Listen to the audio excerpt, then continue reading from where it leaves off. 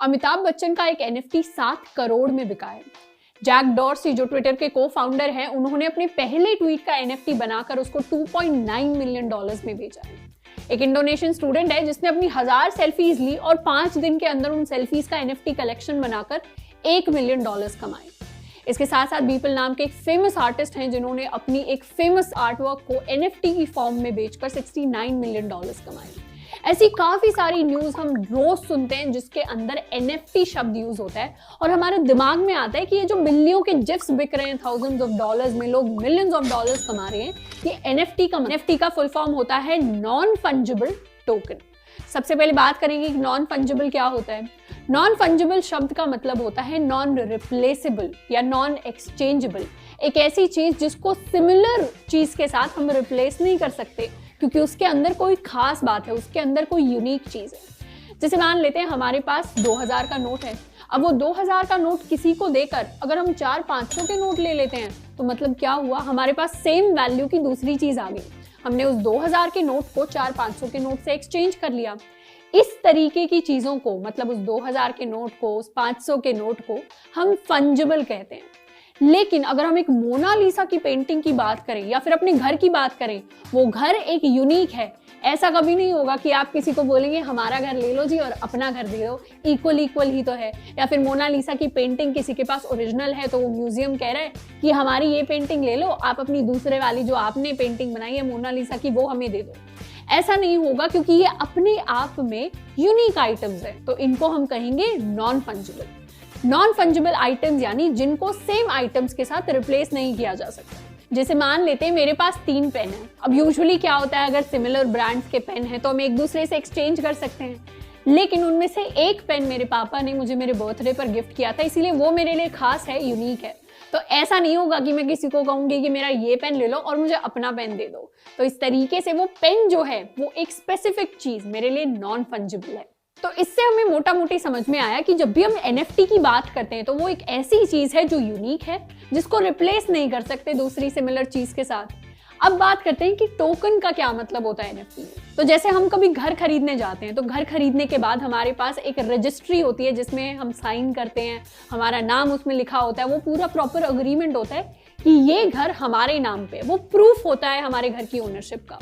वैसे ही अगर हम डिजिटली कुछ ओन करते हैं, मान लेते हैं हमने कोई गाना बनाया है, कोई डिजिटल पेंटिंग बनाई है, कोई हमने ट्यून बनाई है, हमारा कोई एक स्पोर्ट्स इवेंट चल रहा था बास्केटबॉल का, उसकी हमने एक छोटी सी क्लिप ली है डिजिटली, तो इन सारी चीजों पे अगर हमें प्रूफ चाहिए कि ये सारी चीजें डिजिटल फॉर्म में हम ही ओन करते हैं, हम इसके ओनर हैं, हम इसके मालिक हैं, तो उस प्रूफ को हम टोकन कहते हैं। वो प्रूफ एक डिजिटल फॉर्म में होगा। जैसे घर की रजिस्ट्री के कागजात को हम टच कर सकते हैं, फील कर सकते हैं, लेकिन वो जो डिजिटल टोकन है वो हमें डिजिटल फॉर्म में मिलेगा, यानी उसको हम टच नहीं कर पाएंगे। तो वो जो प्रूफ होता है उसको हम टोकन कह देते हैं। अब ये जो टोकन है, जैसे रजिस्ट्री जो है उसको पूरा का पूरा सिस्टम ट्रैक कर रहा होता है, हमारे लॉयर्स ट्रैक करते हैं, गवर्नमेंट ट्रैक करती है, जजेस अगर कोर्ट केसेस हो जाते हैं तो उसको मानते हैं पेपर की फॉर्म में। लेकिन ये जो डिजिटल टोकन है इसको कौन ट्रैक करता है, इसको ट्रैक करती है पब्लिक। किस फॉर्म में? ब्लॉकचेन की फॉर्म में। अब ब्लॉकचेन एक ऐसी टेक्नोलॉजी है जिस पर बिटकॉइन या डॉज कॉइन जैसी क्रिप्टो करेंसीज बेस्ड हैं। अब ब्लॉकचेन के बाद ये होता है कि सारा का सारा जो रिकॉर्ड है ना वो पब्लिक रखती है। किस तरीके से? जैसे मान लीजिए मुझे अपने दोस्त को पैसे भेजने हैं, तो पैसे भेजने के लिए सबसे पहले अगर मैं यूपीआई कर रही हूँ, मान लीजिए मैं पेटीएम से भेज रही हूँ या फोन पे से भेज रही हूँ, तो अगर मुझे ट्रांजैक्शन करना है 1000 रुपए का, तो पहले मेरा बैंक क्या करेगा, चेक करेगा कि मेरे बैंक अकाउंट में पैसे हैं या नहीं। फिर अगर पैसे होंगे तो वो मेरे दोस्त को भेज देगा। उसके बाद उसका बैंक चेक करेगा कि पैसे आए या नहीं। अगर आ जाते हैं तो उसके बैंक में 1000 रुपए आ जाएंगे। तो इस तरीके से ये जो ट्रांजैक्शन का काम है ये एक बैंक कर रहा है। अब अगर इस पूरे प्रोसेस से मुझे बैंक को हटाना हो और मैं चाहती हूँ कि ट्रांजैक्शन का काम मैं और मेरा दोस्त दोनों ही मैनेज कर लें, तो इस तरीके की टेक्नोलॉजी के लिए हमारे पास ब्लॉकचेन आया।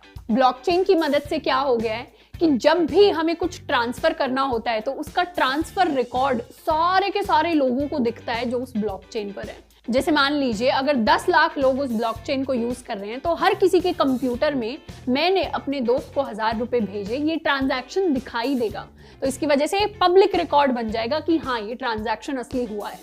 इसीलिए ये काफ़ी ट्रांसपेरेंट सिस्टम रहता है और बैंक वाली चीज़ जो है वो यहाँ से कम्प्लीटली हट जाती है। अब ऐसी ही टेक्नोलॉजी में अगर हम करेंसी ट्रांजैक्शन की जगह अपने टोकन्स लेकर आ जाएं, यानी मान लीजिए मैंने कोई आर्ट वर्क अपने आप से कोई ड्राइंग बनाई जो डिजिटली है, तो मैं क्या करूंगी, उसका एक NFT ले लूंगी। उसके NFT यानी नॉन फंजिबल टोकन लेने का मतलब हुआ कि मैंने प्रूफ ले लिया कि ये जो डिजिटल पेंटिंग है ये मेरी है और इसको अब कोई कॉपी नहीं कर सकता। और अगर इस NFT को मैं कहीं बेचना चाहती हूँ तो अब मैं किसी और से कुछ करेंसी ले लूंगी और उसको बेच दूंगी और वो जो ट्रांजैक्शन का पूरा रिकॉर्ड होगा वो मेरी ब्लॉकचेन के सारे लोगों को दिखेगा। तो कुछ इस तरीके से नॉन फंजिबल टोकन यानी NFTs काम करते हैं। आजकल काफ़ी सारी कंपनीज हैं जो कहीं किसी से लाइसेंस ले रही हैं, म्यूजिक कंपनीज से, या फिर कुछ एक्टर्स से लाइसेंस ले रही हैं ताकि उनके वो NFTs बनाकर बेच सकें। कुछ ऐसे आर्टिस्ट हैं जो अपने NFTs बनाकर बेच सकते हैं। तो आज अगर आप एक ऐसे स्पेस में हैं कि आप कुछ आर्ट वर्क प्रोड्यूस कर सकते हैं डिजिटल फॉर्म में, तो डेफिनेटली आप अपने लिए एक NFT बनाकर इस टेक्नोलॉजी को एक्सप्लोर ज़रूर कर सकते हैं। आई होप कि आज की वीडियो हमें पसंद आई होगी। आज के लिए इतना ही, मिलते हैं नेक्स्ट वीडियो में। Till then keep learning and keep exploring.